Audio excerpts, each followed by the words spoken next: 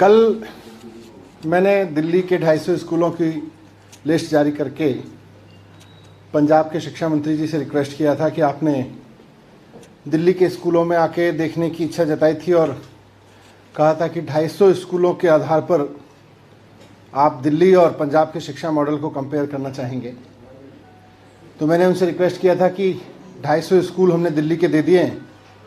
वैसे तो कितने भी स्कूल आप मांग लें, लेकिन 250 स्कूल आपने बात की, हमने 250 स्कूलों की लिस्ट दी थी और रिक्वेस्ट किया था कि शाम तक वो भी पंजाब के 250 स्कूलों की लिस्ट जारी कर दें ताकि कंपेयर किया जा सके कि किसने इंफ्रास्ट्रक्चर पे, टीचर्स ट्रेनिंग पे, रिजल्ट पे, बच्चों के ओवरऑल लर्निंग आउटकम पे, पूरे शिक्षा सुधार पे पंजाब के शिक्षा मॉडल में ज़्यादा अच्छा काम हुआ है कांग्रेस के, या दिल्ली के शिक्षा मॉडल में केजरीवाल जी के मॉडल में ज़्यादा अच्छा काम हुआ है, और पंजाब की जनता तय कर लेगी। मैंने रिक्वेस्ट किया था कि शाम तक लिस्ट जारी कर दें, लेकिन 24 घंटे हो गए हैं। 24 घंटे तक उनकी तरफ से कोई इसका जवाब भी नहीं आया है। ऐसा लग रहा है कि अब वो शिक्षा का मैदान छोड़ के भाग गए हैं। जब मैंने कहा था 10 स्कूल देख लीजिए तो उन्हें लगा कि शायद हम 10 स्कूल पर कुछ डिफेंस करेंगे। हमने कहा 250 स्कूल देख लीजिए। तो अब लग रहा है कि वो मैदान छोड़ के भाग रहे हैं। मैं उनसे फिर से रिक्वेस्ट करता हूँ, ख़ासतौर से मैं अब पंजाब के मुख्यमंत्री जी से रिक्वेस्ट करूँगा कि हकीकत तो ये है कि 4.5 साल 5 साल में आपकी सरकार ने पंजाब में कुछ नहीं किया। पंजाब के लोगों ने आपको बड़ी उम्मीद से चुना था, लेकिन आपकी सरकार ने पंजाब के लोगों के लिए कुछ नहीं किया, पंजाब में कुछ नहीं किया, और शिक्षा पे तो बिल्कुल ज़ीरो काम रहा है। वैसे में आपके शिक्षा मंत्री जी जो नए मंत्री बने हैं वो दावा कर रहे थे कि बहुत काम हुआ है और बहुत अच्छा काम हुआ है पंजाब के शिक्षा मॉडल में, और पंजाब के स्कूल तो बहुत शानदार हो गए हैं। तो वो तो मैदान छोड़ के भाग गए हैं। अब मैं चन्नी साहब से रिक्वेस्ट करूंगा कि शाम तक आप 250 स्कूलों की लिस्ट दे दें, क्योंकि पंजाब के लोगों को ये हक तो बनता है कि पंजाब की सरकार ने पिछले 5 साल में क्या किया है शिक्षा पे। 250 स्कूलों का ही बता दें, ज़्यादा स्कूलों का नहीं बता पा रहे तो 250 स्कूलों में पंजाब सरकार ने पिछले 5 साल में क्या काम किया है ये पंजाब के मुख्यमंत्री जी बता दें।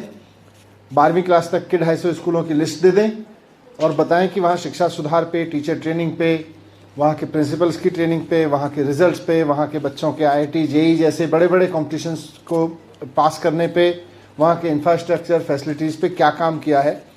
मुझे उम्मीद है कि चन्नी साहब मैदान छोड़ के नहीं भागेंगे, वो बताएंगे कि उन्होंने क्या किया है, और अगर कहीं नहीं किया है तो वो ये भी मानेंगे कि नहीं किया है। Thank you. सर, एक और सवाल है सर कि आज अभी पार्लियामेंट में, लोकसभा में किसान बिल को वापस किया गया, आपका इनिशियल कमेंट? नहीं, ये तो जैसा मैंने पहले भी कहा था, ये तो किसानों के लिए बहुत बड़ी जीत है उनकी, और देश भर के किसानों को इसके लिए बधाई। देश भर के किसान आंदोलनों को, जो आंदोलन के नेता हैं, उनको इस बात के लिए बधाई कि उन्होंने बहुत धैर्यपूर्वक 1 साल लंबा आंदोलन चलाया और देश की लोकसभा को एक कानून जो उसने पास किया था और तमाम चीज़ों को दरकिनार करके लोकसभा राज्यसभा में ज़बरदस्ती पारित किया गया था, उसको वापस लेने पे मजबूर किया। तो मैं इस आंदोलन की सफलता के लिए, इस आंदोलन की जीत के लिए किसानों को बधाई देता हूं, और उम्मीद करूंगा कि लोकसभा भी और केंद्र सरकार भी उन किसानों से माफ़ी मांगेगी जिनका कोई अपना इस आंदोलन में शहीद हुआ, और जितना नुकसान हुआ है उसके लिए भी माफ़ी मांगेगी। नए वेरिएंट को लेकर चर्चा हुई और सारे एक्सपर्ट्स ने अभी तक, क्योंकि ये एकदम नया वेरिएंट है और इसका स्प्रेड अभी दुनिया भर में बहुत अनसर्टेन है, इसका इम्पैक्ट क्या है इस पर भी अनसर्टेनिटी बनी हुई है। तो ये कैसे रिएक्ट कर रहा है नया वेरिएंट, सब लोग इसको लेकर दुनिया भर में चिंतित हैं। आज हमारे जो भारत सरकार के एक्सपर्ट्स हैं उन्होंने पूरा एक अभी तक की जितनी भी जानकारियां मिली हैं उसके बारे में DDMO को अवगत कराया, और उन्होंने भी कहा कि हम भी नज़र रखे हुए हैं, सरकारें भी नज़र रखेंगी, लेकिन अपनी तैयारियों में कोई कोताही नहीं करेंगी। वो चाहे वेरिएंट कितना डेडली है और कितना नहीं है, वैक्सीन पे इसका कितना असर पड़ रहा है नहीं पड़ रहा, ये सब चीज़ें अभी बहुत आगे कुछ समय में, आने वाले कुछ समय में क्लियर होंगे।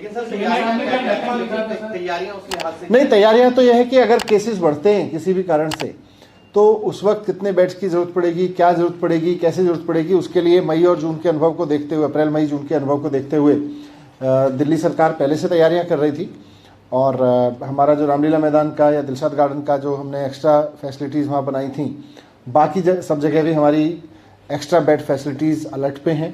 डेंगू के कारण जो थोड़ा बहुत कन्वर्जन हुआ था, डेंगू के नीचे होने के बाद वापस हम उसको उधर शिफ्ट कर ही देंगे। और इसके अलावा भी अगर कुछ ज़रूरत पड़ेगी तो उसके लिए भी तैयार है।